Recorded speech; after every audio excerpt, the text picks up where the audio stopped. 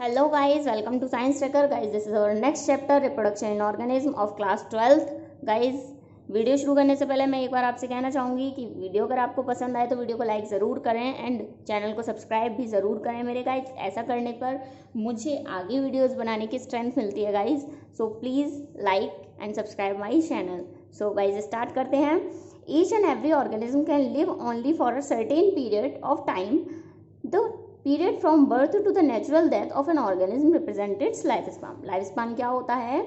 जो ऑर्गेनिज्म जिंदा हुआ मतलब पैदा हुआ, बर्थ हुई, बर्थ होने के बाद जब वो डेथ हो गई, उसकी नेचुरल डेथ हुई उसकी, उसे हम क्या कहते हैं? उसका लाइफ स्पान। सो बर्थ से लेकर डेथ तक के पीरियड को लाइफ स्पान कहा जाता है। Life span of a few organism are given in figure 1.1। देख लेते हैं फिगर 1.1 में कुछ ऑर्गेनिज्म का लाइफ स्पान दिया हुआ है, मतलब वो कितने साल तक जीते हैं। तो देखिए ये है एलिफेंट। एलिफेंट कितने साल तक जीता है? अप्रॉक्सीमेटली 65 साल। देखिए कुछ एलिफेंट का लाइफ स्पान कम भी होता है, 65 साल से 50 साल है, एंड कुछ एलिफेंट 70 साल भी जीते हैं। वो डिपेंड करता है अफ्रीकन एलिफेंट है या कैसा है।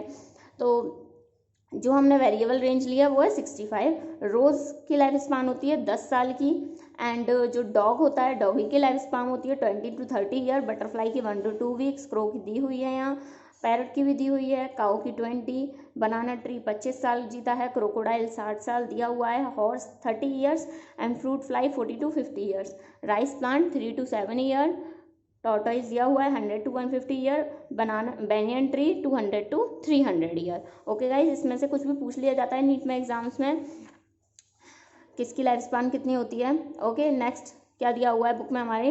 Several other organism are drawn for which you should find out their life span and write the spaces provided. बोल रहा है जो हमने अभी पीछे देखा वहाँ पर अदर डिफरेंट टाइप के ऑर्गेनिज्म दिए हुए हैं और खाली स्पेस दिया हुआ है, वहाँ पर आप उनका लाइफ स्पान को लिखिए। तो मैंने आपको बता दिया, आप चाहें तो इसका स्क्रीनशॉट ले सकते हैं इस पेज का एंड लिख सकते हैं वीडियो को पॉज करके। ओके गाइज, नेक्स्ट आगे बढ़ते हैं। Examine the life span of organism represent in figure 1.1। हो गया, ये एग्जामिन कर लिया हमने फिगर 1.1 में ऑर्गेनिज्म की life span. It not both interesting and intriguing to note that it may be as short as a few days और as long as few thousands year.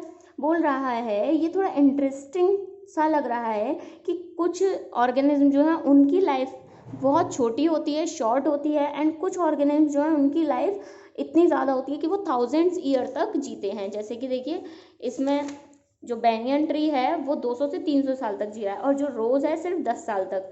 तो बोल रहा है ये थोड़ा इंटरेस्टिंग है जानना कि ऐसा क्यों होता है, कुछ ऑर्गेनिज्म इतने कम साल जीते हैं और कुछ ऑर्गेनिज्म इतने ज़्यादा जीते हैं।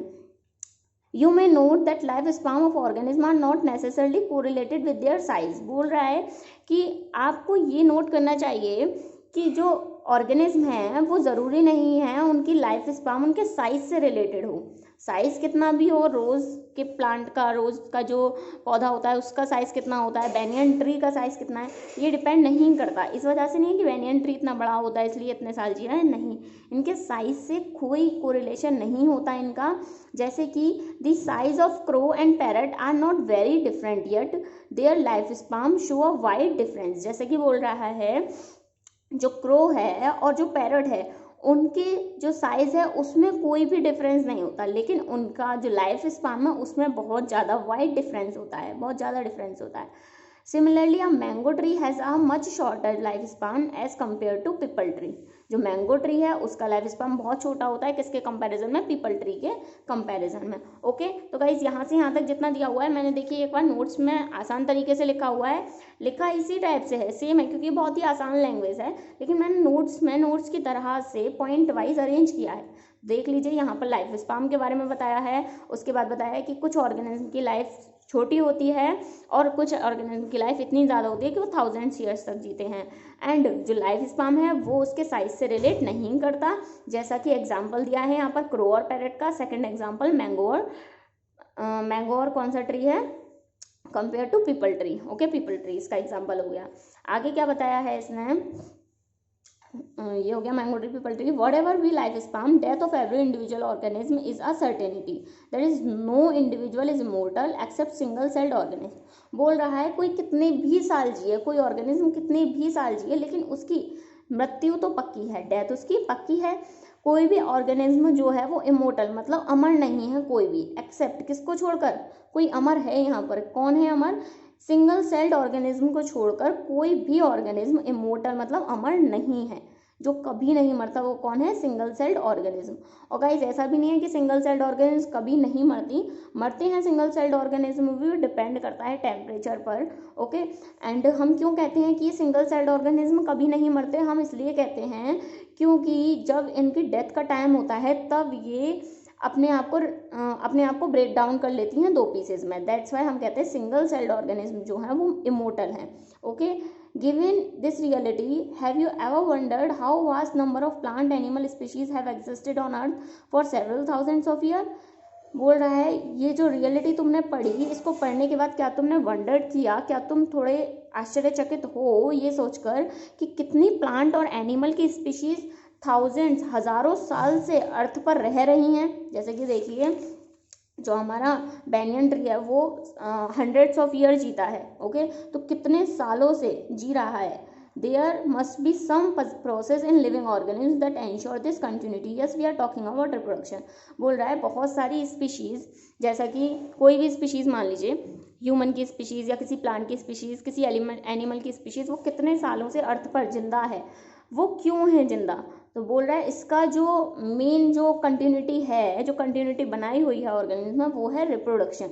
रिप्रोडक्शन करता है, जैसे कि ह्यूमन की मान लीजिए, ह्यूमन कितने सालों से अर्थ पर है, वो क्यों है, क्योंकि ह्यूमन रिप्रोडक्शन करता है, अपने जैसी प्रोजेनी बनाता है, दैट्स वाई ये जो कंटिन्यूटी बनी हुई है ऑर्गेनिज्म में वो है। Yes we are talking about reproduction, बता दिया कि हाँ हम रिप्रोडक्शन के बारे में बात कर रहे हैं, something that we are talking for grounded, okay. यहाँ मैंने क्या लिखा था, not any organism is immortal except single celled organism, because single celled organism जैसे कि बैक्टीरिया का एग्जांपल दे दिया है सिंगल सेल्ड ऑर्गेनिज्म का मैंने, ओके।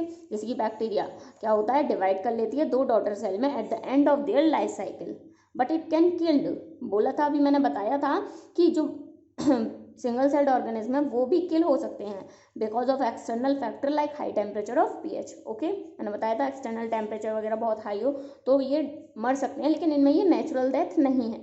नेचुरल डेथ होती है जैसे ह्यूमंस में, एनिमल्स में, डॉग्स में, इन सब में नेचुरल डेथ होती है, ओके। अब कोई बाहर से अगर इनको मार दे डॉगी को या किसी भी एनिमल को, एग्जाम्पल ले लो, डॉगी को ही मार दिया तो वो उसकी नेचुरल डेथ नहीं थी ना, किसी और ने मारा।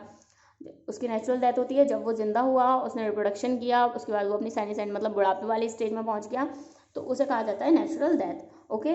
नेक्स्ट क्या दिया हुआ है, नेक्स्ट है हमारा रिप्रोडक्शन। गाइस देखिए वीडियो थोड़ी सी लंबी है क्योंकि मैं बहुत ही आसानी से आपको फुल्ली डिस्क्राइब कर रही हूँ एंड बुक में पढ़ने के साथ साथ आपको नोट्स भी प्रोवाइड कर रही हूँ, तो दोनों चीज़ें साथ में हैं जिस वजह से थोड़ी सी वीडियो का टाइम पीरियड बढ़ जाता है, ओके गाइस। और यहाँ पर आपको लग रहा होगा कि नोट्स बहुत बड़े हैं, इतना छोटा सा लिखा हुआ है बुक में और नोट्स में इतना सारा, ये मेरी एक तो एक्चुअली जो राइटिंग है उसका साइज़ बड़ा है इस वजह से आपको लग रहा है, और मैं बहुत बड़ा बहुत दूर दूर लिखती हूँ इस वजह से, एंड जैसे कि आपको आसानी से समझ में आए।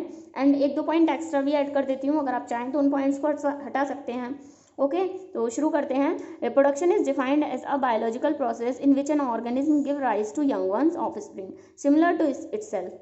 अभी हम जो पीछे रिप्रोडक्शन की एक लाइन पढ़ी थी उसमें बताया था कि जो इतने सालों से स्पीशीज़ अर्थ पर हैं वो क्यों हैं, वो रिप्रोडक्शन की वजह से हैं। तो अब रिप्रोडक्शन बता रहा है इसकी डेफिनेशन। रिप्रोडक्शन क्या है, रिप्रोडक्शन एक बायोलॉजिकल प्रोसेस है जिसमें जो एक ऑर्गेनिज्म है वो अपने जैसे बच्चों को जन्म देता है जो कि सिमिलर होते हैं, अब उसी के जैसे सिमिलर होते हैं।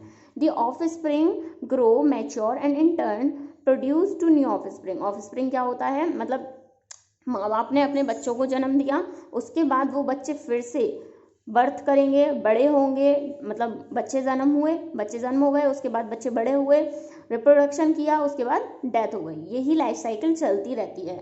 Reproduction enable the continuity of the species generation after generation. Reproduction क्या करता है, इनेबल करता है, मतलब ऑन करता है। इनेबल मतलब ऑन करना, किसको ऑन करता है, कंटिन्यूटी को। एक स्पीशीज की कंटिन्यूटी बनती रहेगी रिप्रोडक्शन के द्वारा।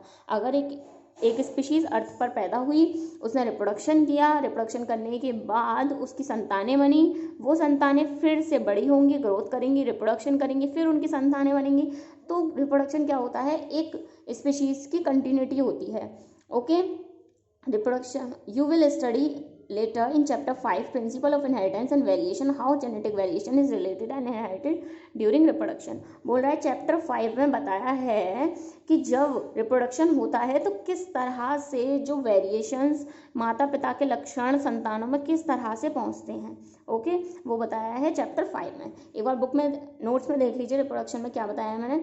टोटल सेम ऐसी ही डेफिनेशन बताई है मैंने कि बायोलॉजिकल प्रोसेस है जिसमें जो ऑर्गेनिज्म है वो अपने बच्चों को जन्म देता है जो कि उसके जैसे ही दिखते हैं। The organism grow mature and turn produce new offspring. Organism grow होता है, मैच्योर होता है, उसके बाद वो फिर से नई ऑफस्प्रिंग्स बनाता है। एंड गाइस यहाँ बता दूं मैं, यहाँ लिखा है जो similar to itself totally similar नहीं होते। जैसे कि आप हैं, आप अपने मदर फादर के टोटली सिमिलर तो नहीं है ना, कुछ कुछ करेक्टर्स मैच करते हैं। Okay, it enable the continuity को इनेबल कर देता है स्पीशीज की एक जनरेशन से दूसरी जनरेशन तक के लिए। रिप्रोडक्शन इफेक्ट होता है हैबिटाट के द्वारा ऑर्गेनिज्म की, उसके इंटरनल फिजियोलॉजी, उसके बहुत सारे फैक्टर्स के द्वारा। And reproduction based on participation of one organism और टू ऑर्गेनिज्म, दो टाइप का होता है, सेक्सुअल और सेक्सुअल। देखिए यहाँ पर इस लाइन के बारे में अभी हमने यहाँ पर नहीं पढ़ा, जो यहाँ दिया हुआ है इस वाले पैराग्राफ में देख लेते हैं।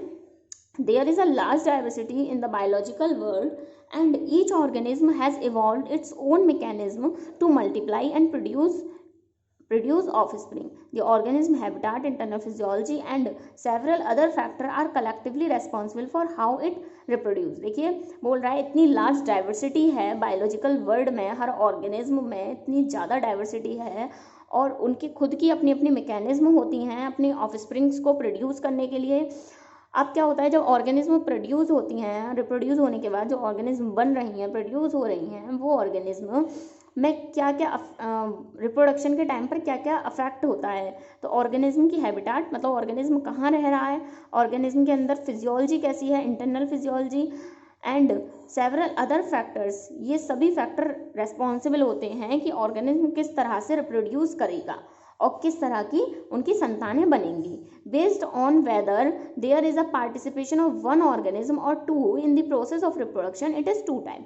बोल रहा है चाहे ऑर्गेनिज्म का पार्टिसिपेशन सिर्फ एक ऑर्गेनिज्म पार्टिसिपेट ले रिप्रोडक्शन में या फिर दो ऑर्गेनिज्म पार्टिसिपेट ले रिप्रोडक्शन में, उसी के बेसिस पर रिप्रोडक्शन दो टाइप का होता है। When offspring is produced by a single parent with or without the involvement of gamete formation, the reproduction is asexual। asexual क्या होता है, जब वो सिर्फ एक ही पेरेंट पार्टिसिपेट ले रहा है रिप्रोडक्शन में, सिर्फ एक ही पेरेंट से रिप्रोडक्शन हो रहा है और वो गैमीट भी प्रोड्यूस नहीं कर रहा। अब ये कैसे पॉसिबल है कि सिर्फ एक ही पेरेंट रिप्रोड्यूस कर रहा है। जैसे कि गाइस 11th क्लास में आपने अर्थवॉर्म में पढ़ा था। अर्थवॉर्म क्या है, अर्थवॉर्म बाइसेक्सुअल होता है, एक ही पेरेंट के अंदर मदर और फादर दोनों प्रेजेंट होते हैं, तो वो क्या करते हैं, रिप्रोड्यूस करते हैं। ये तो हुआ एनिमल का एग्जांपल। एंड इसी टाइप से कुछ सिंपल ऑर्गेनिज्म भी होते हैं, सिंपल प्लांट्स होते हैं, वो क्या करते हैं, अपने अंदर बाइनरी फिजन करते हैं, जैसे कि अमीबा बताया हुआ है, बाइनरी फिजन एंड बडिंग करते हैं, जैसे कि ईस्ट में बताया हुआ है। तो अभी ये सेक्सुअल रिप्रोडक्शन में मैं पूरा बताऊंगी। तो ये क्या होते हैं, ये अपने ही पार्ट को, अपने ही बॉडी पार्ट को डिवाइड कर देते हैं और जो पहले वाला बॉडी पार्ट होता है वो एक से दो बॉडी पार्ट में डिवाइड हो गया, तो ना तो ये मरे और क्या हुआ, इनकी नई संतान और बन गई।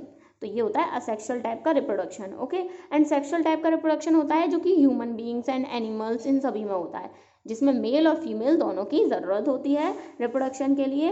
एंड दो अपोजिट सेक्स पार्टिसिपेट करते हैं रिप्रोडक्शन के प्रोसेस में and involve fusion of male and female gamete. क्या होता है, जब दो अपोजिट सेक्स रिप्रोड्यूस करते हैं तो फीमेल का ओवा एंड मेल का स्पर्म, ये दोनों मिलकर क्या बनाते हैं, दोनों फ्यूज होकर जाइगोट बनाते हैं, जिससे कि आगे जाकर उनकी संतानें बनती हैं। ओके, तो इस टाइप के रिप्रोडक्शन को कहते हैं सेक्सुअल रिप्रोडक्शन। तो देख लीजिए मैंने असेक्सुअल एंड सेक्सुअल रिप्रोडक्शन के बारे में लिख दिया है यहाँ पर। देखिए जब ऑफस्प्रिंग प्रोड्यूस होती है एक सिंगल पेरेंट से विद और without involvement of gamete formation, इसे क्या कहेंगे हम, असेक्सुअल। जैसे कि इसमें सिर्फ सिंगल इंडिविजुअल ही कैपेबल होता है अपनी ऑफस्प्रिंग को बनाने में।